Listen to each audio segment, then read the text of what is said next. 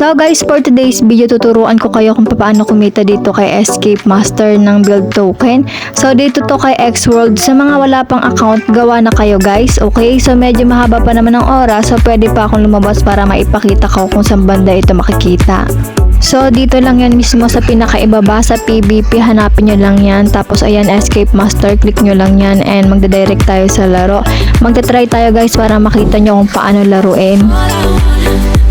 So ayan, 17 seconds na lang. Ang gagawin lang naman natin dito is pipili lang kayo dito kung saan yung gusto. So piliin natin itong 50k na nasa ibaba. Click nyo lang tapos click nyo itong invest. Okay, so i-1k natin yan.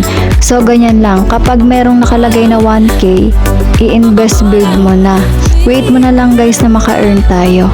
Wait lang natin yung killer, maglalakad yun dito guys. And papasok yan sa mapupusuan niyang bahay. So ayan na, dun siya pumunta.